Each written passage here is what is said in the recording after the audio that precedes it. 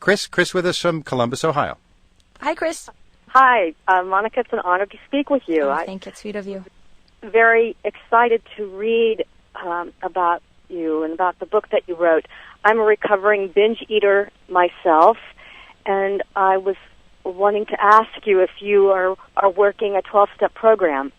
I never did a 12-step program, and I really don't know much about it. For me, I did have to do a lot of, I call it inside work. In my case, I worked obviously after my stabbing with a therapist. I felt I kind of knew what was bothering me and why I was overeating, the uncontrollable amount. And once I saw that this is just not the way that I want to live my life, and for me that came at age 30 when my career was at a questionable point. My entire life, my identity has been in tennis.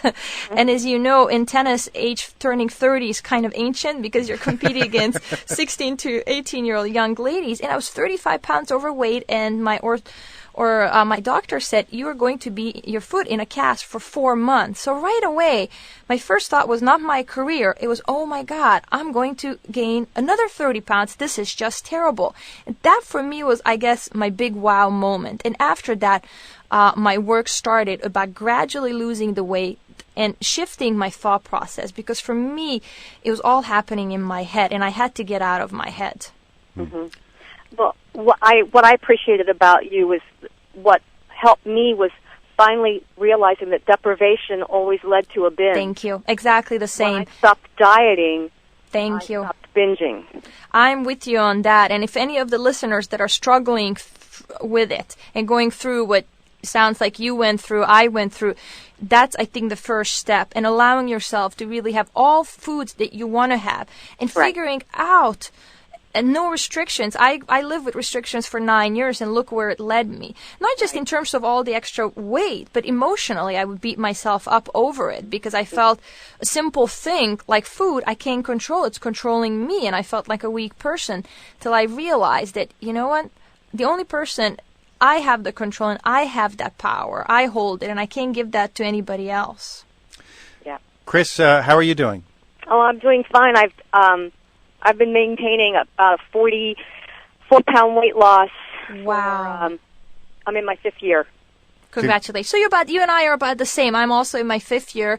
And I think it's important to, I don't know in your case, but in my case, you have some days that are easier than others, and that's normal.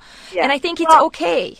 And I do go to Overeaters Anonymous, which is a 12-step program, and I do have to rely on prayer. I mean, there are times that I do have to, it's bigger than me. I can't always. It's tough. It's sometimes hard for people to comprehend food as an addiction, but there are. Oh, it is serious. It can be very, very serious, and of course, there are other manifestations of the same kinds of behavior, but people who do anorexia or bulimia. And with food, what's so difficult is that you have to have it. It's not like something that I just won't be around it. Unfortunately, we have to nourish our bodies, and for whatever reason, for women, we have such a strong emotional connection with food and how we're feeling, and that manifests itself in our food intake. Chris? Can I just share one thought? Yes. In AA, they say they slay the dragon, but in OA, we take it out and pet it 3 times a day. Okay. Chris, thanks very much, and continued good luck to you. And congratulations. You too. Bye-bye. Thank you. Our guest, Monica Seles. You're listening to Talk of the Nation from NPR News. Let's get Tom on the line. Tom with us from Moorhead City, North Carolina.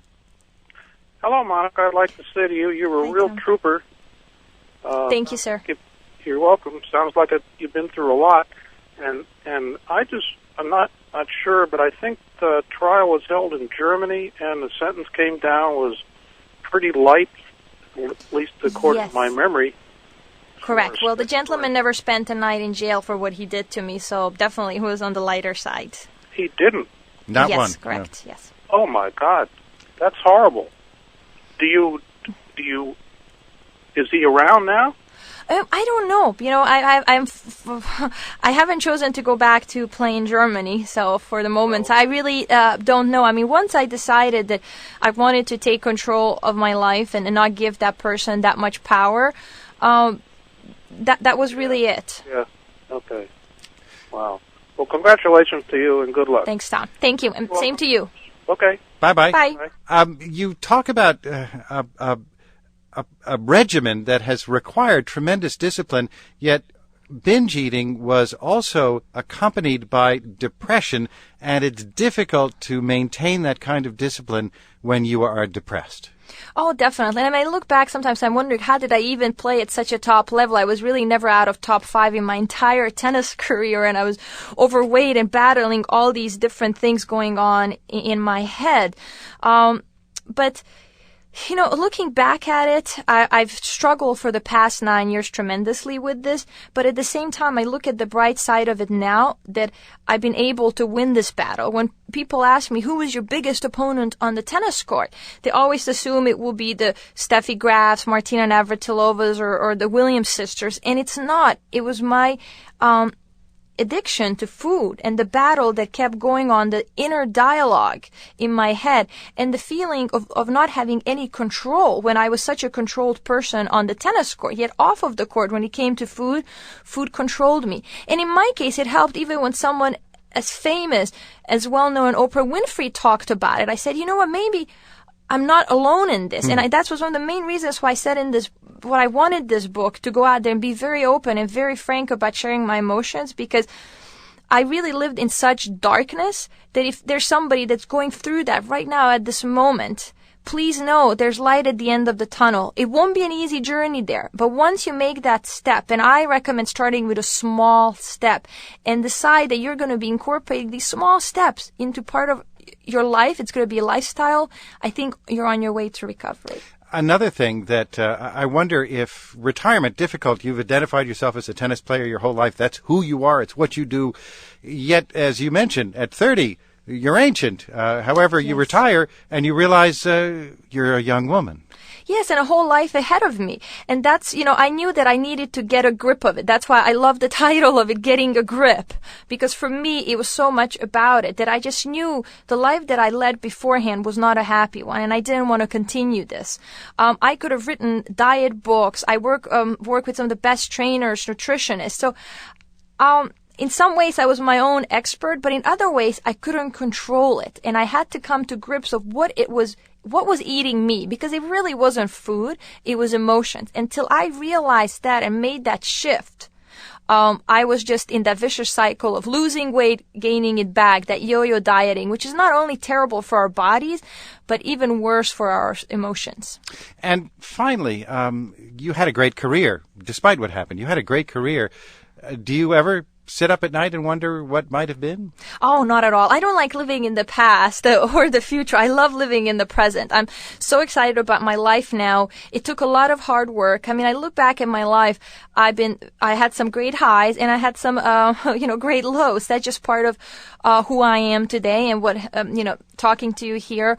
What could have been, it could have gone, if the knife stabbed me just a little bit over to the right, I could be paralyzed today. And if it never stabbed me, then I might have had more Grand Slams. Who knows? Those are all what ifs. The only thing I know is it did happen. It, changed the course of my career, but I did end up coming back to the sport that I love and that has given me so much in my life. Monica Seles, thanks very much for being with us, and continued good luck to you. Thank you very much. Monica Seles, author of Getting a Grip on My Body, My Mind, Myself, with us today from our bureau in New York. You can read an excerpt from the book about the first time she picked up a tennis racket. Her family noticed she had freakishly strong wrists, and the rest is tennis history. That's at our website, npr.org.